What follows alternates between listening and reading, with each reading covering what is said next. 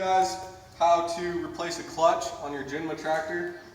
This is a 284, and they're all pretty much like exactly the same as far as splitting the tractor in half. And the very first thing you're going to have to do is take your loader off.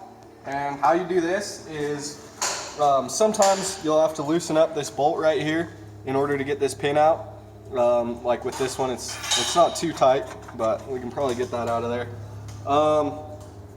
So there's those pins right there, and then if you come up front, there's one of those on each side, and then if you come up front, most of the Jinmas have these pins right here that are holding this in. So you're gonna have to take those out.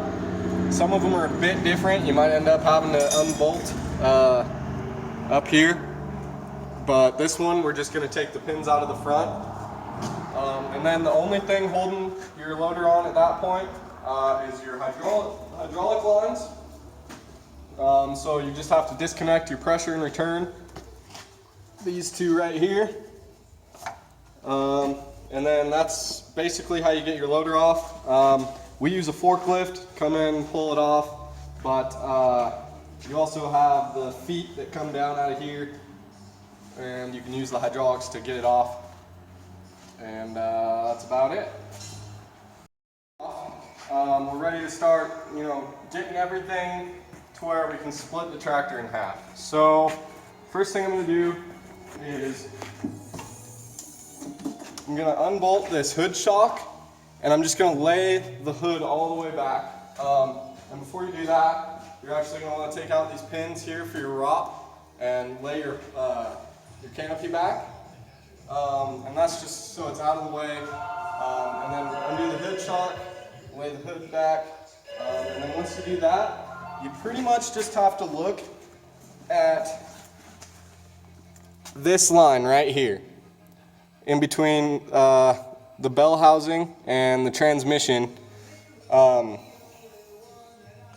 And you pretty much just have to look and see if anything's crossing that line, and you got to get rid of it. So like these fuel lines, not fuel lines, well yeah, fuel lines, the throttle cable, we're going to end up taking the loader wings off because there's bolts on the inside of here. Like these hydraulic lines here, disconnect them here so that we can split the tractor in half. All your wiring, you got to get everything on either side.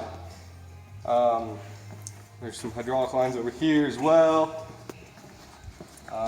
So what I'll probably do is just unbolt this right here, and then once this loader wing is out of the way, we'll be able to roll the front of the tractor forward, and this will stay here. Some more hydraulic lines, these are going to come off. Just everything that's keeping this tractor from splitting apart, we got to take care of and get it to either side. Everything disconnected. The only thing that I have to do now is take out all these bolts. So they line this whole thing, and there's one right here, and on the other side there's two. So basically what I had to do is take out the drive line, everything that's connecting this side of the tractor to this side of the tractor. There's hardly anything that you have to take off completely, like these hydraulic lines. They're still connected to this side of the tractor.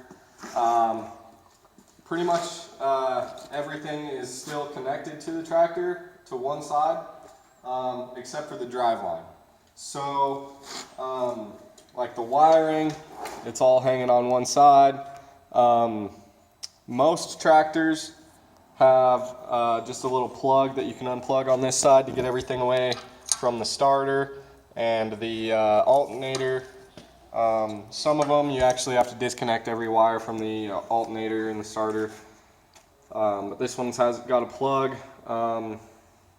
So yeah, next video, or next thing we'll show you is actually splitting the tractor. And as you can see, we've got the chain hoist hooked up here. You can use a cherry picker, doesn't have to be a hoist. You could probably even use a couple jacks if you had to. And I've got a floor jack on the back underneath the transmission, holding that side up. So once I get all the bolts off, we're going to split it and it'll be able to hold itself up. So next thing we'll show you is splitting the tractor. Out, and the tractor's ready to split. So basically you just kind of got to jimmy it from both sides, and it might take two people. Hey Mikey, will you push on this front tire right here? And it helps you put the tractor in gear. Here's not look at this.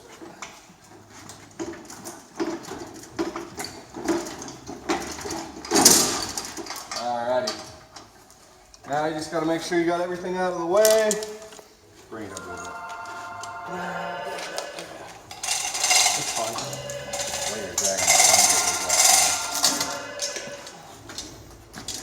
it. Alright, and then you're ready to replace your clutch. And we always recommend that once you're in here, you go ahead and replace your trans seal and your rear main seal. And I'll show you that once I get the clutch and the flywheel off. I'll show you how to replace your trans seal as well. So, yeah, but that's about it for splitting your tractor. And the flywheel off. So this is your rear main seal right here. And change that out. Usually I just get a small flathead screwdriver and drive it in there with a hammer and pry it out. Usually comes out pretty easy. And then for your trans seal, what you're gonna have to do is tap these cold rolled pins out, these two right here. And then once you get those out, this will, your throw out bearing, well here, we can take this off right now. Well, you can take that off, but once you get this out, you'll be able to undo these 4 13mm bolts. There's one there and one up top, and then on the other side it's the same. And then your seal is going to be behind that cover.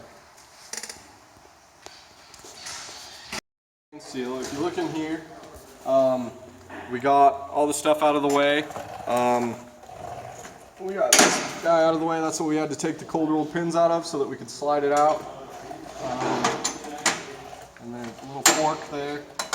So now we've got this shaft out. Took out these 4 bolts. Here, here, here, and here. A lot of the time it'll all come out as one piece, and this slides over this bearing right here, but you can just grab a hammer and hit this and it'll come right out of there, and your seal is right there.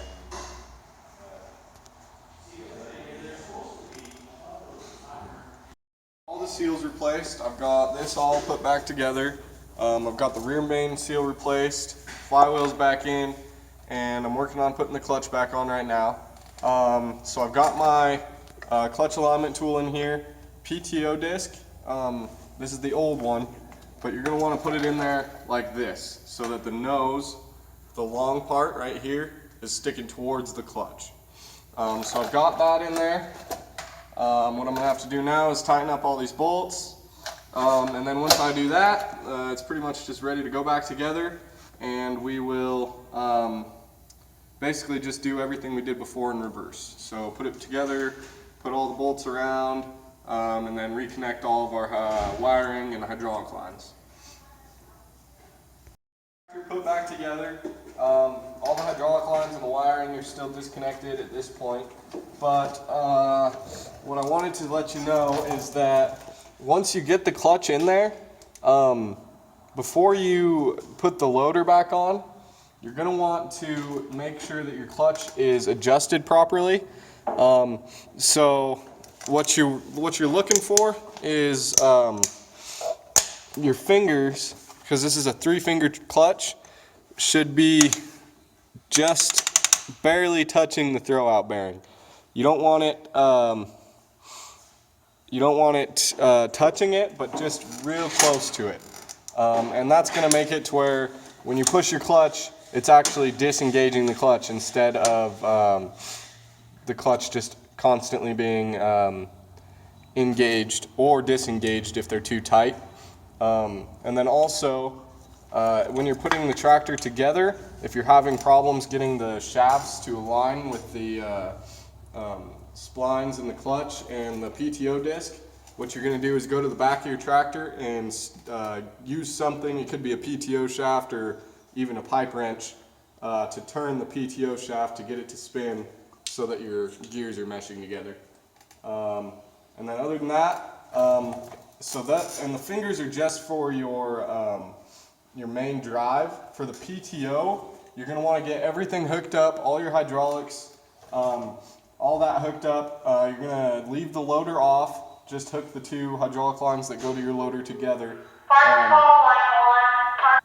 Start the tractor, and what you're looking for is when you push in the clutch while your PTO is engaged, you want your PTO to stop spinning when you push in the clutch, and then when you're in gear, you want your PTO to start spinning before you start moving. So when you're letting up the clutch, you're just letting it up, and then the PTO starts moving at about halfway, and then all the way up, the tractor starts moving. So that's what you're looking for there, and once you're done with that, you can put your loader back on and you're good to go.